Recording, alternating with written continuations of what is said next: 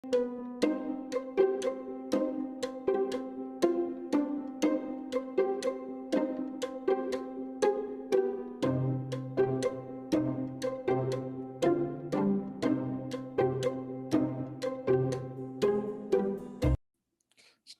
Dotto here. How the heck you all doing this fine day? And welcome one and all to a Webinar Wednesday. Every week here at Dotto Tech, we share with you some form of productivity or content creation, or sometimes it's just kind of entertaining, different apps.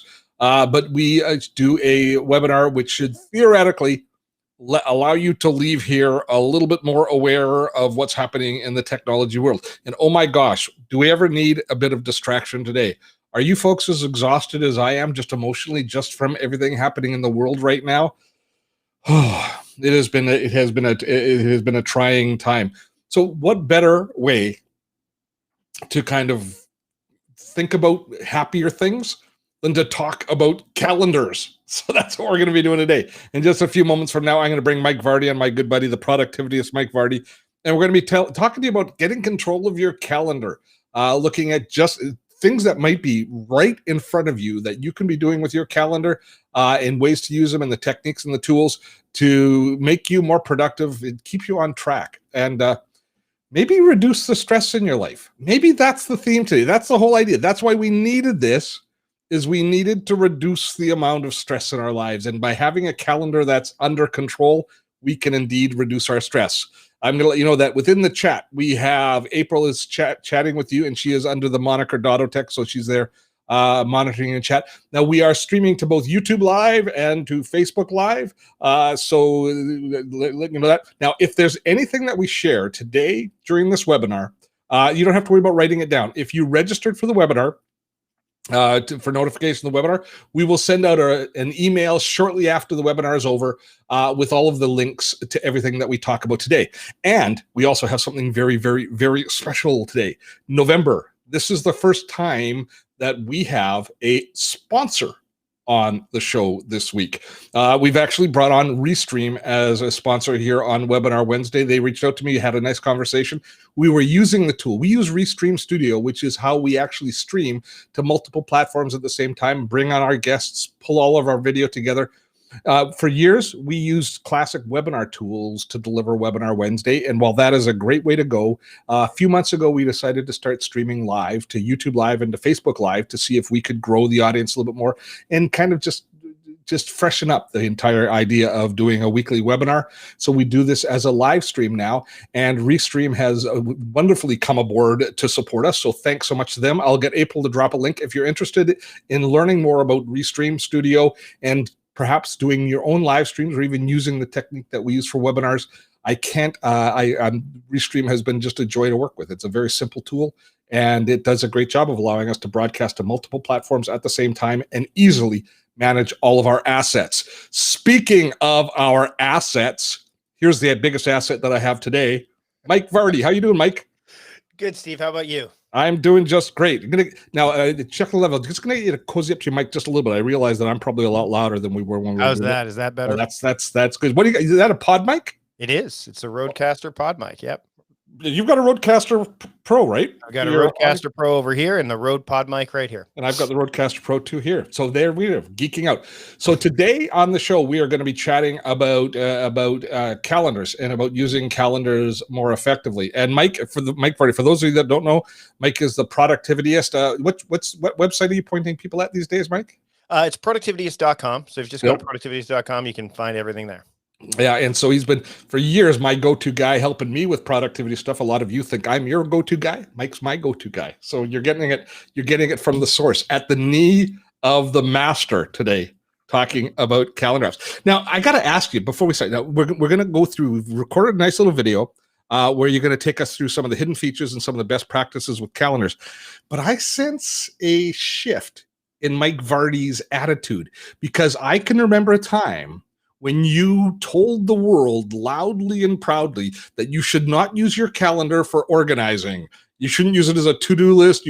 All you should do is have appointments in your calendar, and you should use other tools for everything else organizational in your life.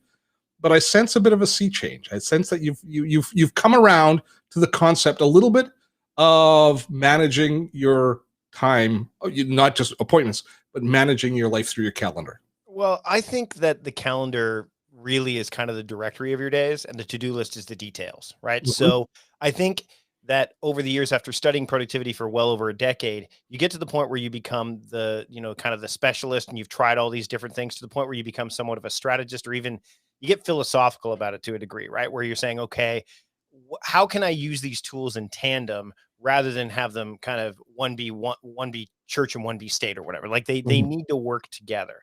And so when you watch the video I put together, I mean, I'm very clear. I don't use like Google Tasks, for example, or anything like that inside of it. I just don't think that it's the best option for that. But I do definitely use the calendar as like a framing or shaping tool for my time.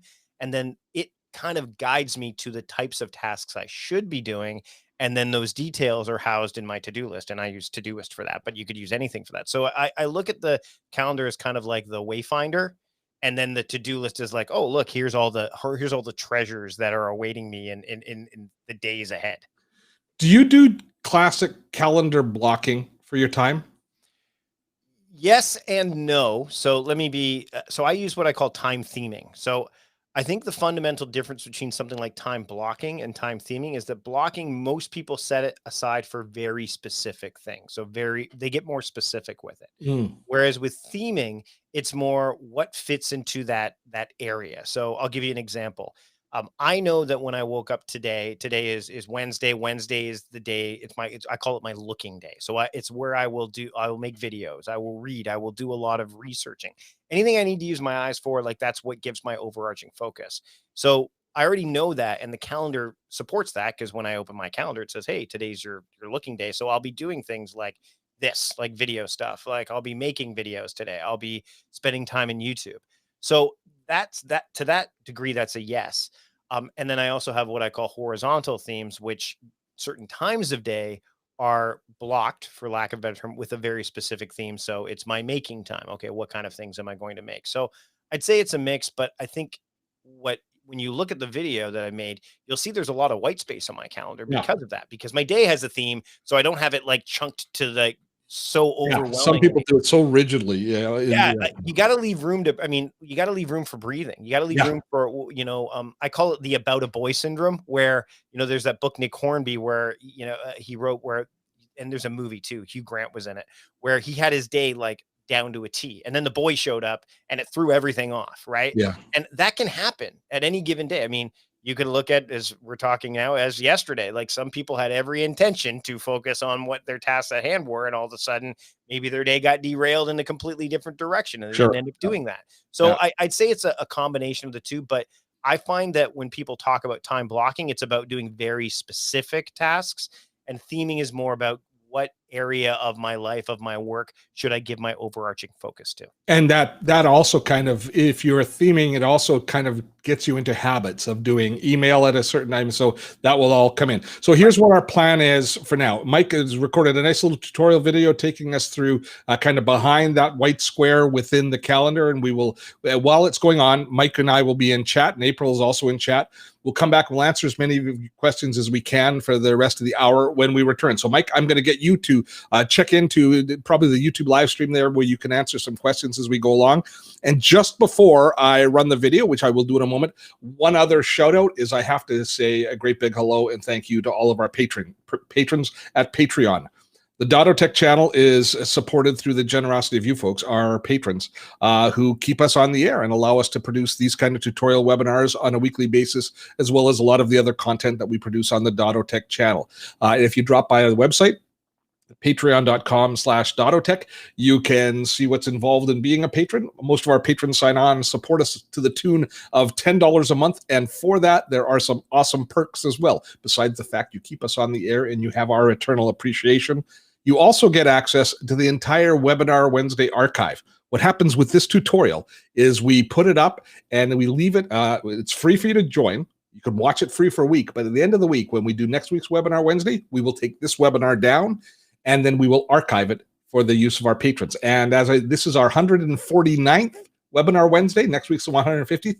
So we've got all of these wonderful tutorials that are available to our patrons. So that's our way of saying thanks to you. And you've helped us create that collection. So just to let everybody know, and to also just A big shout out to all of you who do support us on Patreon. We appreciate your support ever so much. So now let us jump in and Mike's video, a tutorial on getting control of your calendar.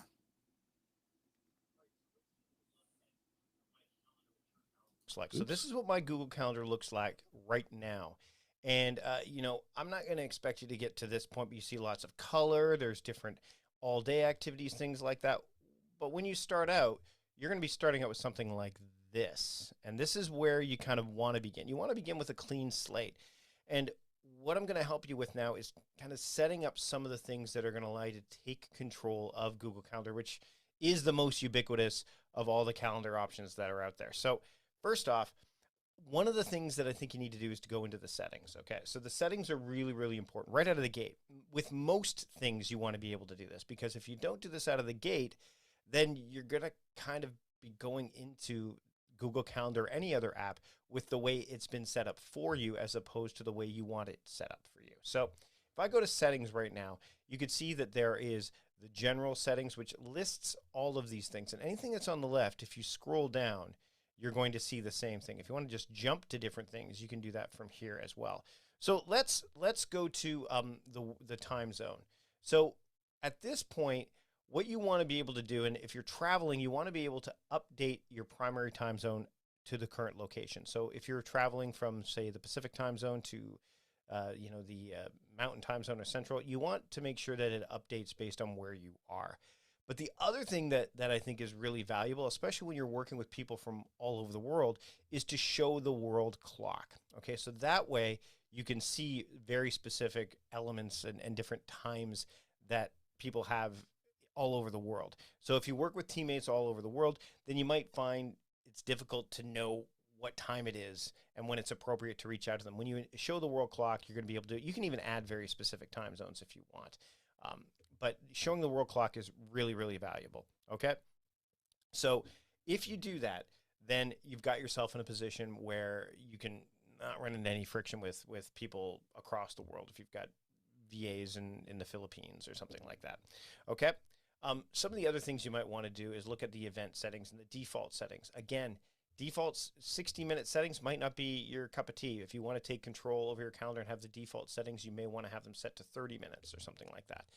You can also check off what's called speedy meetings, which means that you can end 30-minute meetings 5 minutes early and longer meetings 10 minutes early. So that, if you're running your own meetings, that's something that you can maybe initiate to kind of get through meetings quicker, because meetings can be a huge productivity time suck.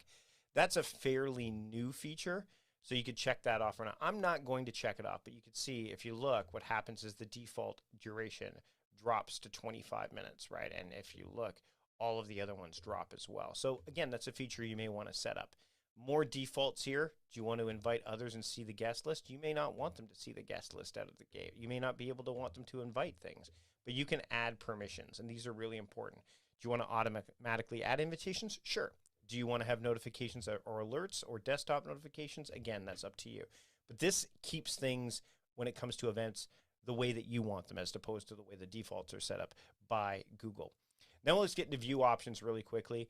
You can show the weekends, which you may want to do if you're using your calendar for both personal and professional, or let's say weekends are when you work, or you can also turn that off. You can show declined events if you want. I don't necessarily do that. This is all, by the way, what's on by default. So if you want to see the declined events, you can turn them on. And that may be if, let's say, you are unable to go to an event or a meeting, but you still want to know that it occurred. You can show week numbers, which is not a bad idea if you're, say, tracking the weeks of the year, or you want to know, okay, how many weeks out is this? You may want to do that as well. And then, of course, display shorter events the same size as 30-minute events. You may want to do that just to see, you know, to make sure that you're leaving enough buffer time mentally, not necessarily calendar-wise, but mentally, so that way you can prepare. So it kind of offsets the need to have a notification or something prior to that, you know, prior to the event happening. You can reduce the brightness of past events. So if you don't want them to be highlighted, you can check that off and see what that looks like. And then you can view calendars side by side in the day view. Now, I start my week on a Sunday, but you might want to start it on a Monday. And you can set custom views here as well. So if you want to see your whole week at once, you can set it to 7 days. If you only want to see 3 days, you can even say 2 weeks if you want. Let's say you want a bit of a longer view. And then you have alternate calendars if you want to see that happen. Now, if you want all of the events to come in from Gmail, if you're using Gmail as your primary email account, what can happen is this will automatically add events from Gmail to your calendar. So it will scan your email, and then it will say, oh, this is an event. It will automatically add it to your calendar. Then you can say that how you want the events to show up if you have this on. Do you want them to be private? Do you want them to be the calendar default, whatever that default is for the calendar that you're using? And again, in Google, you can create separate calendars. So if you have a second calendar, it'll be whatever that default is. Or you can make it private or only for yourself. Now, keep in mind, this is the default, the visibility. You can change that per event if you want. Okay. And then your working hours. Now, this is something that you may want to enable to create your own boundaries for yourself as well as for others, is you can enable working hours. So you could say, I'm not going to work on weekends, and I'm going to work from 9 to 5, Monday through Friday. Now, this might be particularly useful if you work remotely or you're working with remote members of a team. You could say, hey, can you set your hours so I know when you're working, right? And again, in conjunction with showing the world clock, you can then see when others are working as well. So you can try to implement this across your team as well. And again, these are features that are built right into Google Calendar. And again, you can copy the time. So if I don't start till 10 a.m., but I work till 6 p.m., then what I can do is hit copy time to all, and it will automatically do this. Then you can have your main work location if you want, and then you can enable keyboard shortcuts, which make things a whole lot easier if you are used to using the keyboard and you want to add things fairly quickly. So those are the settings that you're going to want to go through initially with your primary calendar account. Then you can start to look at adding new calendars and subscribing to calendars and all of those things. But let's get back to the main settings so we can see what this looks like, what the creation of an event looks like. So right now, my calendar is called Mike Vardy. And if I wanted to make this more specific, I can go into the settings of this account and change it to say work. So let's say I'm going to change it to work. I could do that, or I could change it to personal if I want to have separate calendars for this. So I'm going to do that really quickly. I've got my keyboard way over here so I could present a little bit cleaner.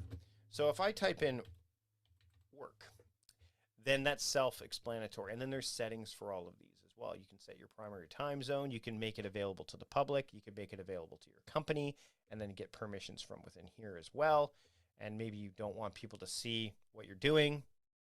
Maybe you're the boss. You don't want people to know what you're doing. So I don't necessarily think that would be what you want to do, but you could do that. And this is, again, by default, right?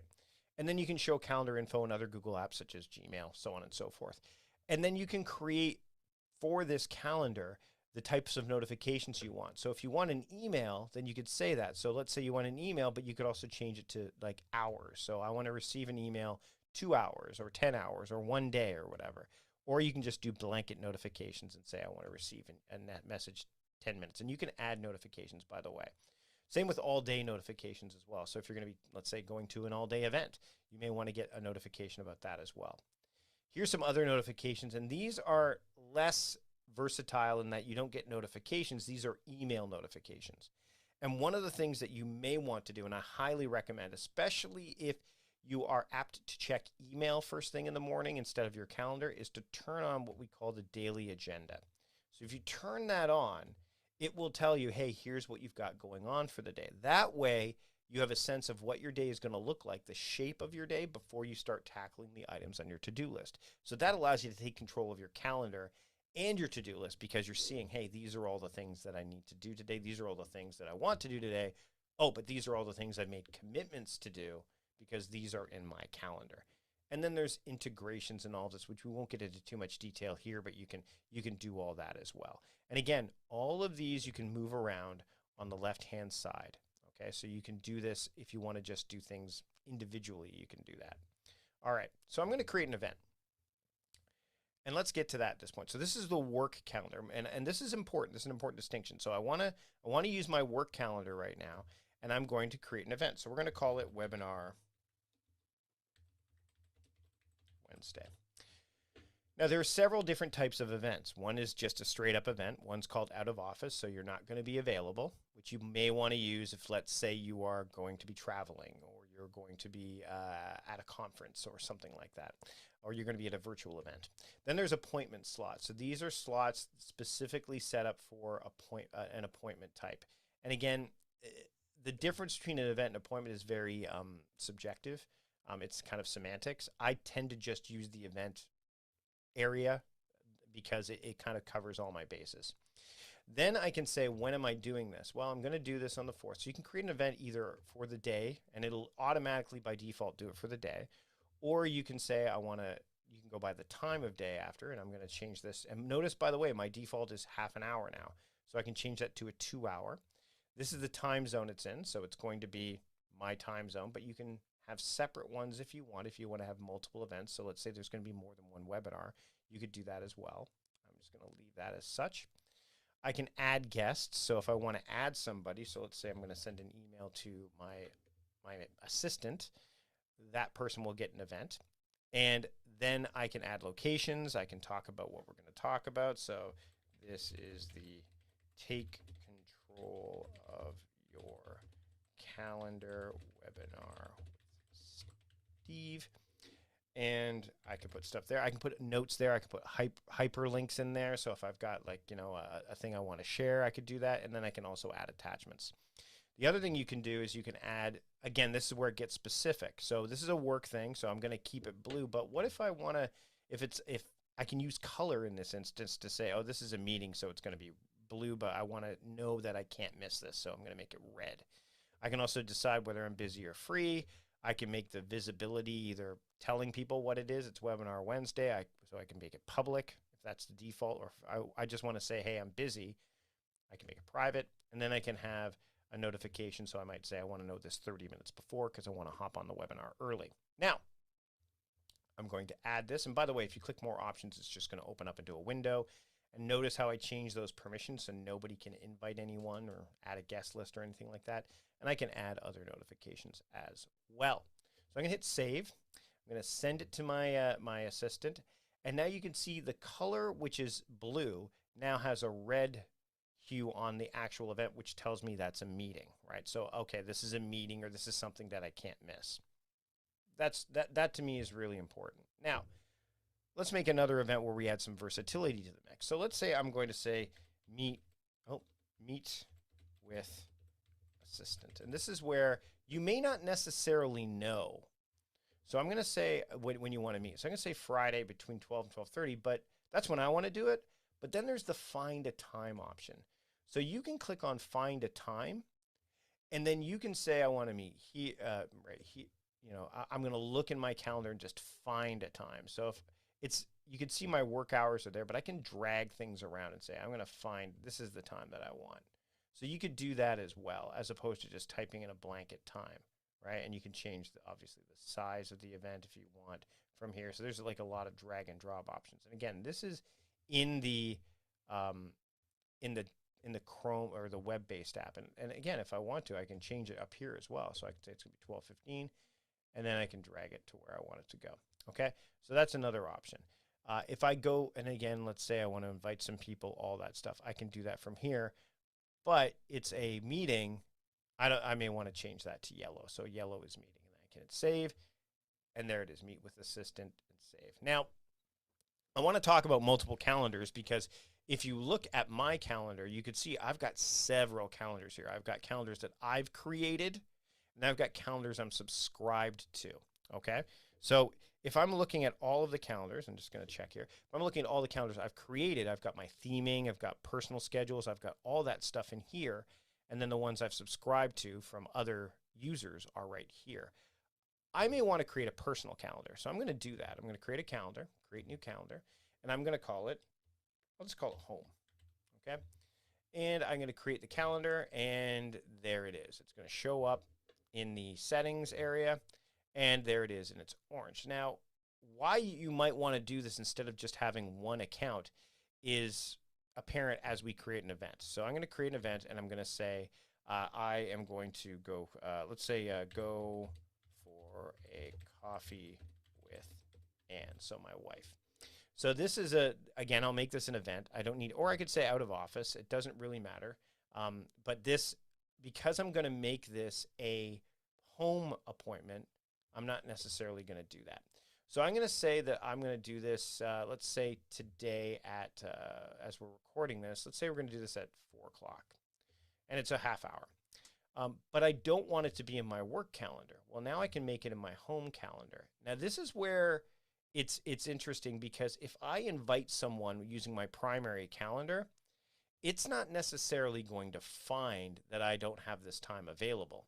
And this is where things get interesting. So if I invite people in my work calendar, they're not necessarily going to see this, right? It's not going to necessarily count towards what my towards my work schedule, towards my primary calendar. So you could do one of two things here. You could either create a second calendar so you have clear separation. You can check it on, check it off, which is helpful if I want to only see what I'm doing when I'm at home, personal stuff. I want to see what I'm doing that's work stuff. Or alternatively, and we'll do this really quickly, this is actually a pretty neat feature, is I can go in here and I can go to options and I can copy it to work. And now all of a sudden work's got it, but I can make it orange there. So now all of a sudden, if I hit save, notice how it's blue, but I've created like an orange color for personal, right? But what I would want to do there, and this is if you're going to only use one calendar, is I would just call it my calendar. So now all of a sudden, you know that blue, that could be meetings, this could be personal, and then you just have to decide what those colors are.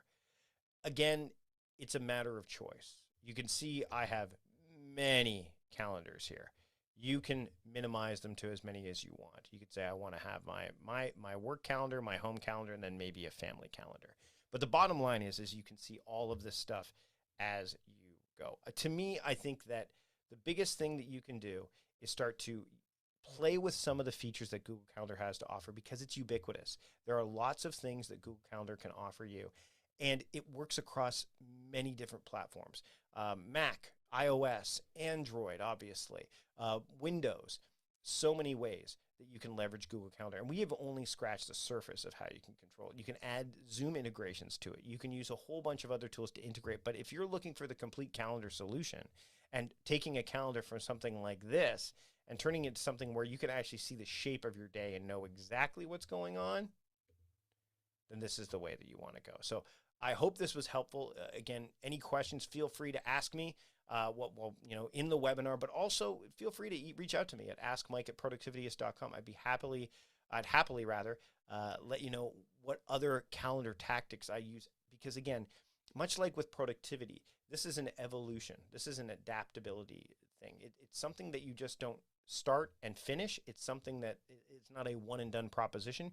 You'll get better at figuring out what's going to work for you, whether or not you want to have a home calendar, whether or not you want to have you want to see things differently. Because realistically, checking these things off make things a whole lot easier than necessarily navigating what colors look like. You get to decide. You get to personalize your calendar. And when you do that, you really get to take control of it. And as far as I'm concerned, Google Calendar gives you all of that and more.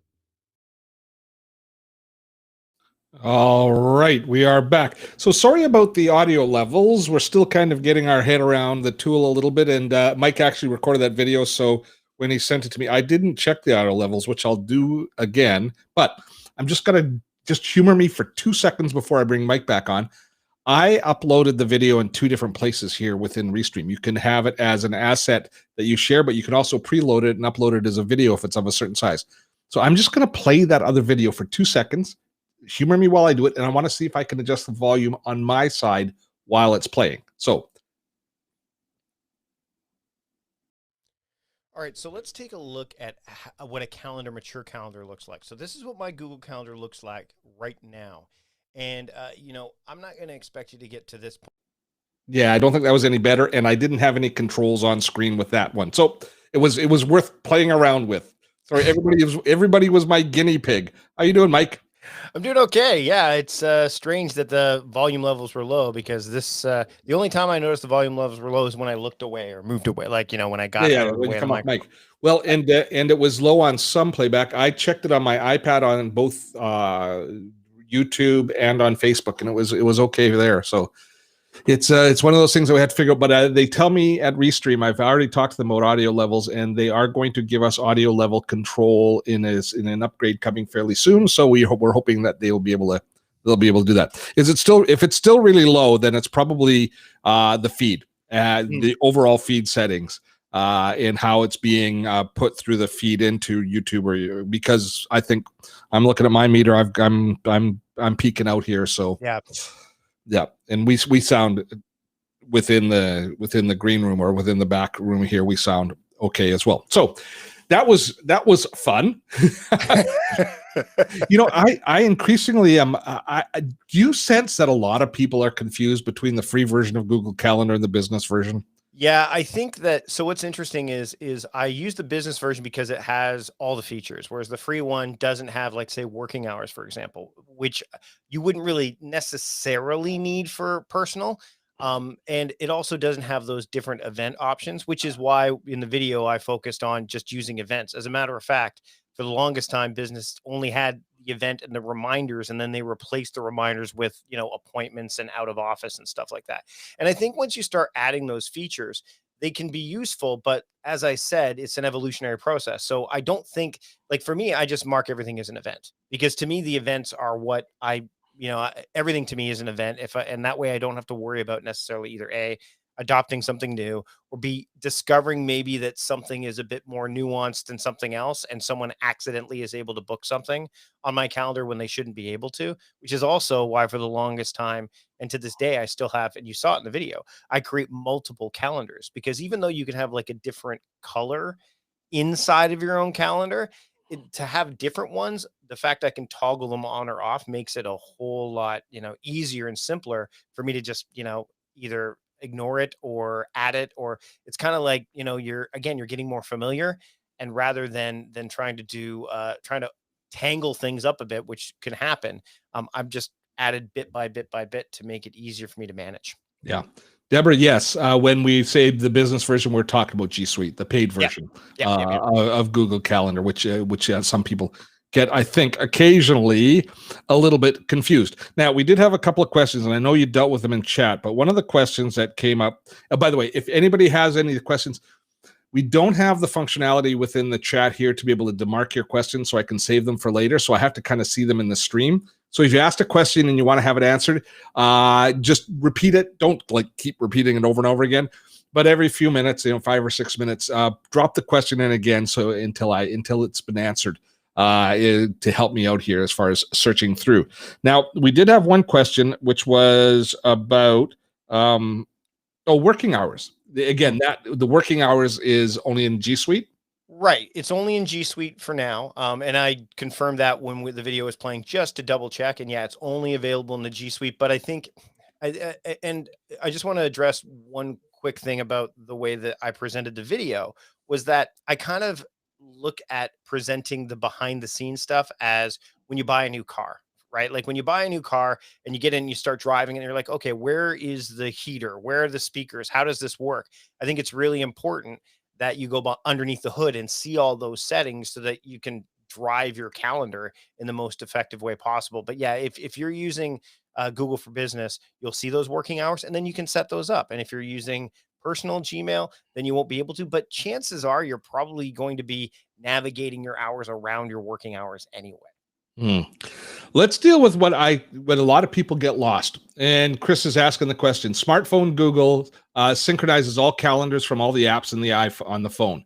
How can you do that with a computer? And this comes down to the issue of choosing the app, choosing the right app, or choosing which calendar you're going to use and sticking to one. Because how many different calendars are you, like, if you're not careful, you can end up with, well, probably 2 easily, but maybe more calendars, 3, 4, 3. I'm counting. At Okay. least 3, at least 3. So let's look at the scenario. Sure. If you have say a Mac or a PC, doesn't matter. You will have Google Calendar if you have a Google account. You will also have either Outlook Calendar or iCal if you're on a Mac, or you'll have something with your suite of office tools. You'll have a calendar.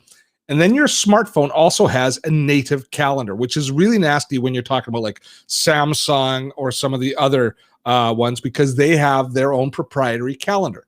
Mm-hmm. And here's what happens is you go and you open the calendar on in your phone because you see the calendar icon right there, and you put a calendar entry in. And you think that you're working on your Google calendar, but you're actually working on your Samsung calendar at that point there.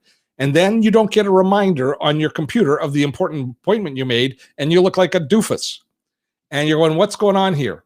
You have to sync your calendars together. Now, you can use that app if you choose to on the Samsung, as long as you sync it to the Google Calendar, which is not the route that we would recommend.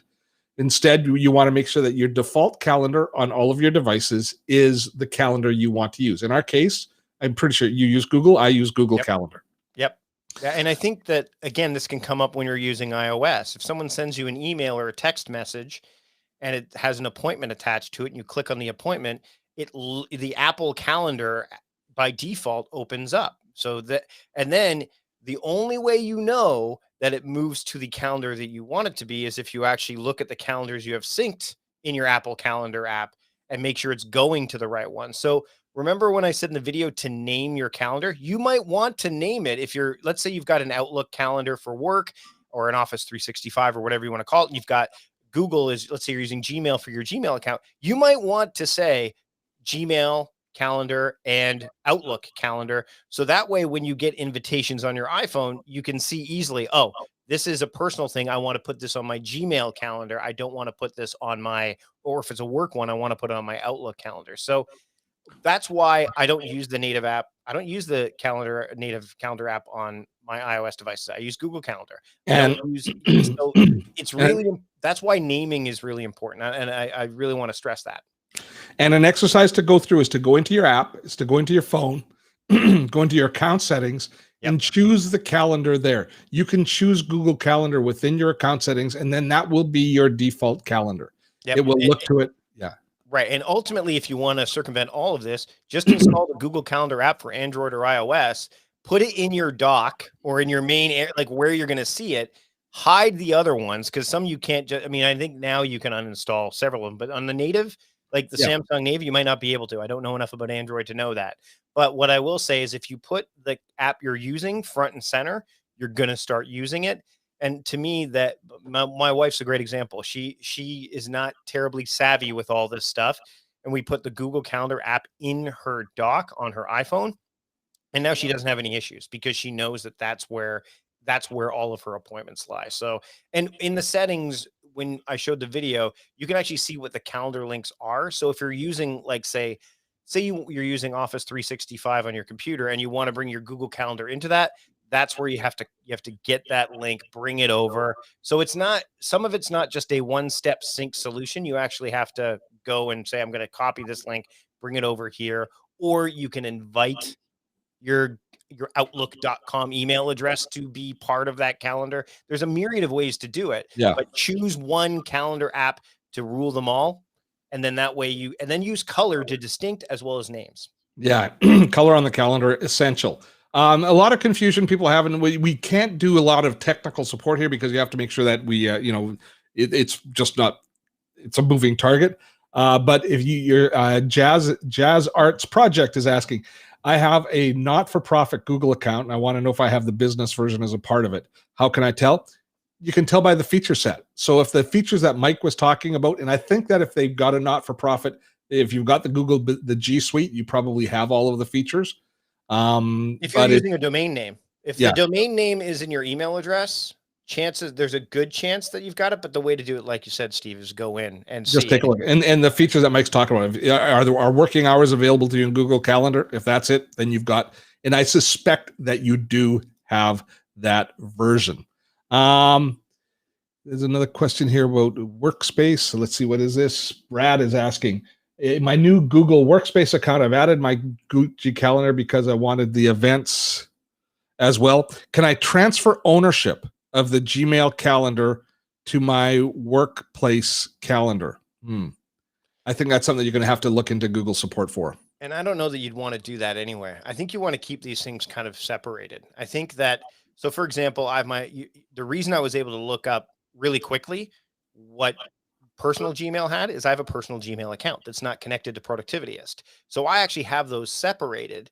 And then, but in Google Calendar, I see them all, right? So I brought my personal calendar into my professional space. I haven't had to transfer ownership. I've just invited myself. I've just caught because I have the ability to do that.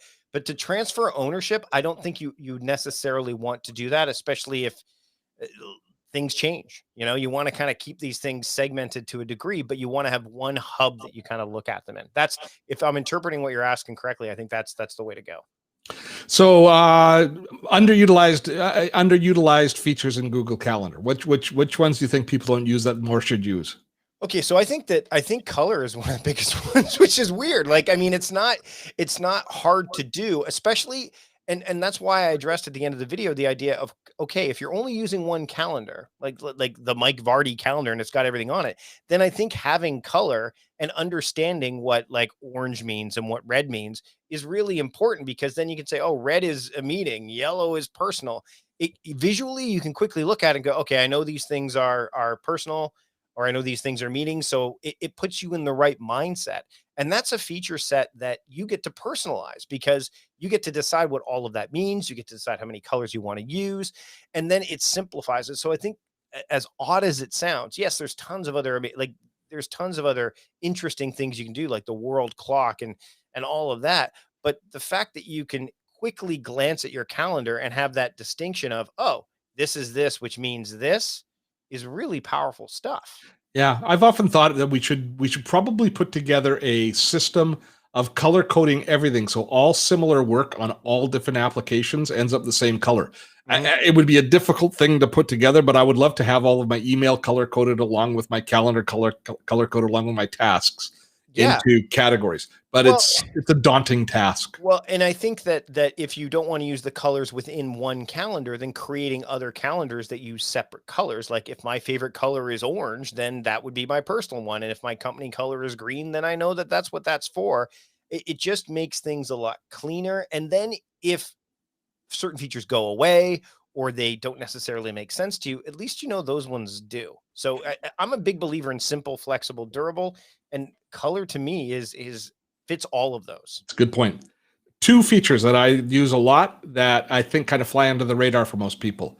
One is the daily digest, sending myself an email first thing in the morning that just has a calendar of an email with all of my events on it. I don't know why. Maybe it's because I'm old school, but I like having that kind of that notification. So I open it up, and if it's empty or if there's two or three things on it, I feel comfortable. And yes, I can get to that information through the calendar app itself, but I do like getting the email. The other thing that I think people don't utilize nearly enough is the notes field within the calendar, within the appointment itself. Mm-hmm. If I've got a meeting with Mike and I've got some documents or some copy or something that I'm working on, I can have a Google Doc or a shared document that I've been working on, but quite often I'll put notes right inside of that, which help me. First of all, if the appointment is scheduled a couple of weeks in advance, it'll remind you of what the appointment's about by seeing what's in that notes field. And you can actually make meeting notes within it as well, which you could later share with the person. And so using those notes fields, I find to be really quite useful. The danger is you don't want your core content in too many places. Right. So if you have a shared document and you start writing copy inside of there or something like that, you could end up with that situation of, is it inside of the Google Calendar? Did I do this in an email? So you could end up having a little bit of information overload as a result. But overall, I find that comments field to be very, very useful. Let me also throw in another one that I think people should be getting more familiar with and using more, and that's the busy and free. The ability to explain how that works, because there's some confusion. So first off, if you mark it as busy, and we noticed in the settings, like you could have the default be busy for any event that you put together, or you can do it piecemeal, like by event by event. So let's say you're going to, and we'll use a work example first. Let's say you're evaluating somebody and you want to have a meeting with someone, but you don't want to necessarily have people see what that's about. If you make it busy and hide the details, then you can put those notes in there and all that stuff related to that. So that way it's not visible to anyone, right? So there's that. That's one element. The other is if you decide that you're going to use one calendar to, for personal and work, you could say, okay, well, my work stuff, I'm going to keep, like I want that stuff to be visible, right? So it doesn't matter. But my personal stuff, I don't want that to be seen. So it'll just say busy. So there's that element, but also when you mark yourself as busy, and again, this is important when you're sharing your calendar with other people. They see busy, they know that they can't book you during that time. Or if it says you're free, then the assumption is they can book you during that time. So if you're doing things like we talked about off the top, where I'm say going to be going to my making mode, I would mark that as busy. So that way nobody can book during that time because it says I'm busy. Whereas if I'm just, if I don't have it marked that way, there's going to be this, this ability for them to say, oh, well, Mike's not doing anything, so I'm going to book it during that time. So there is some nuanced distinctions there that I think people need to not only get familiar with, but to explore how it'll work with them. And with your calendar as well, one of the things I think your calendar might be just about the most integrated app of your Office suite when you stop and think about all of the things that you can do with it. And don't shy away from these opportunities. But for example, many of us have an appointment management tool. Calendly, it would be an example where you allow people to book times with you. It is like, if Mike, you probably have one for your podcast. I use Woven for that, but same principle. Yeah. Yeah. So people can, you send people a link, they log into the link, they see your availability, they grab a meeting time or a time to be a guest on a podcast, and that invokes a series of actions that you have control over, usually within the app itself, like Woven, which would then send a meeting request to Mike with all of the relevant information for him to accept. Once he's accepted it, it would send a calendar invite to both parties, but it automates that process. Which is just terrific. So that's one place that Google Calendar really integrates nicely. We've been experiencing integrating Google Calendar with another calendar tool, which is a calendar publishing tool to allow people that are part of our community to get all of our upcoming events automatically listed. And if you signed up for this through our email, through our landing page, the calendar reminder that was placed within your calendar automatically, that's another tool that we use to automatically create those things. So with calendars, you want to find as many automation processes as you can, because people increasingly expect them. They expect, once they've agreed to an appointment, to have the calendar automatically populate and not to have to go in and put that information in manually. So something really good to kind of keep top of mind.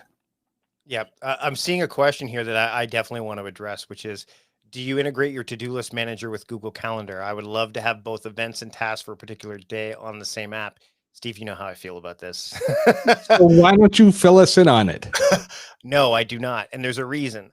Most of those integrations, for example, I'll give you a specific example. Todoist used to do this, and they still do.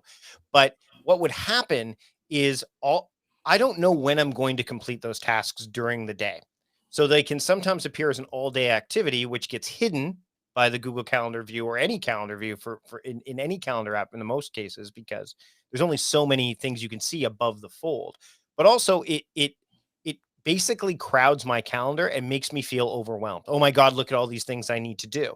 Whereas I look at my calendar first, like Steve talked about. He gets his weekly digest or his daily digest. He sees what he needs to do, what his appointments are. And then I imagine, and this is how I would do it. I go, here's what I have to do. That's appointment driven today on my calendar. Today's daily theme is this. So I know my focus is going to be this.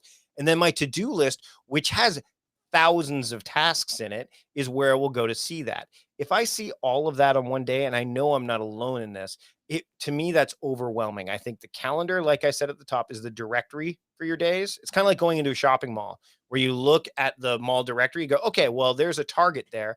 I have a general idea of what's in Target, but I don't know what the prices are. I don't know what their stock is. I'm going to go into Target, and the Target would be, being in Target is the to-do list. You see the details, you see all that stuff. To me, I keep those things, they work together separately. And I think that is something that you want to keep in mind. Plus, once you integrate them, it's very difficult to untangle them.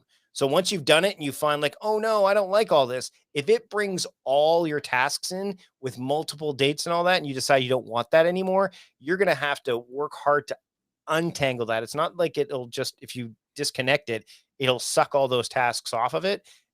To me, that's a very challenging. If you're not careful, you can end up nagging yourself to death. Yeah. So I do not recommend. Okay, so let's just take a moment here and let people know, because if you're intrigued by Mike's unique productivity style, which is you've heard what you're getting from Mike.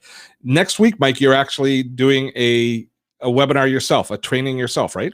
Yep, it's called, oddly enough, Control Your Calendar, and it's more about. I won't be going into the specific details of apps. I mean, that's what I did here, especially when it comes to Google Calendar. What I'm going to talk about is like the approach to your calendar. So more of the methodological approach that I use with time crafting, the way you should, the way that I teach people how to look at their calendar, view it. So what I just touched on would be an example of that, and that's a workshop that I'm doing for my community, but also there's people outside my community that are going to be joining in, and I'd like to extend an invitation. It's a $9 workshop, and it's going to help you get control of your calendar, so you can go from controlling your calendar to commanding it.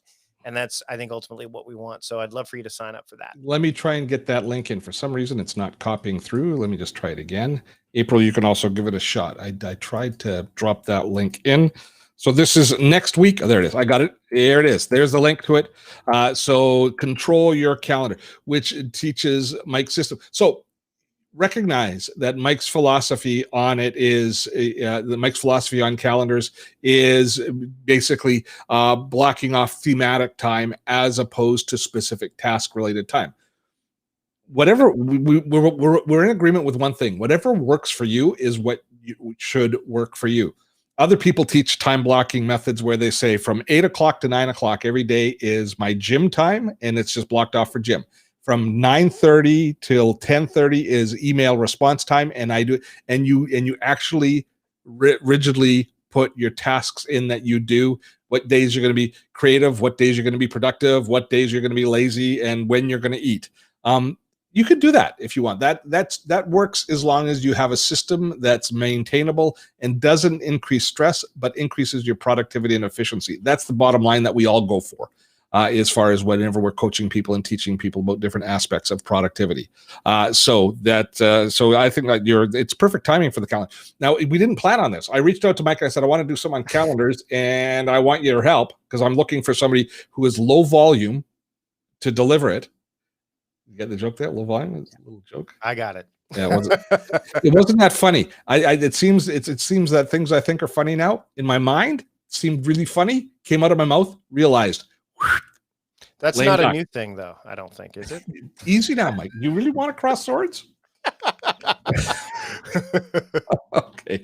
So at any rate, the timing just worked out perfect. So I appreciate you helping us out here. A couple of the other comments. Let me grab a couple. Diane says, I read somewhere that Google Calendar was removing the Zoom link feature. It's still showing up for her now. When is this mission supposed to start? I think it's a good idea to remove it because some people might not make the distinction between Google Meet and Zoom. Thoughts? Yes. Yeah, so I wouldn't be surprised if I have not read that, but I wouldn't be surprised because Google really wants to push their Meet platform. Yes. Sure. So I wouldn't be surprised. The way around that, and I think I showed that in the video too, is just to copy and paste your Zoom links into the description so that people can have access to it. I mean, I think that Zoom is becoming ubiquitous. I mean, it's a verb now. It's become that since basically the early stages of 2020. So I wouldn't be surprised at all if Google's doing that. But I mean, again, if you decide, the option is to add a Meet conferencing link or not to. And so people have to make a choice. And I think it boils down to whatever platform you're going to want to use. If you're all in on the Google suite, then you may want to kind of get rid of Zoom and just go with Google Meet. But if you're interested in keeping Zoom's features, then I would not use Google Meet. I would use Zoom. Yeah, I think we're going to see increasingly Google pushing Meet down our throat, and I don't necessarily think that's a good idea. I don't think Google Meet is an outstanding meeting platform. I think it falls well short of Zoom. So, but recognize that there's always going to be a workaround.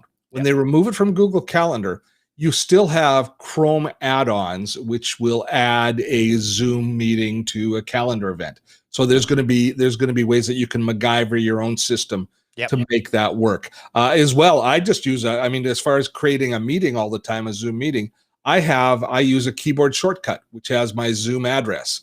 And so adding that to an email is simple, or you can use email templates, which would have it to your basic Zoom room. So there are other ways that you can still automate that process even once Google removes it from the calendar.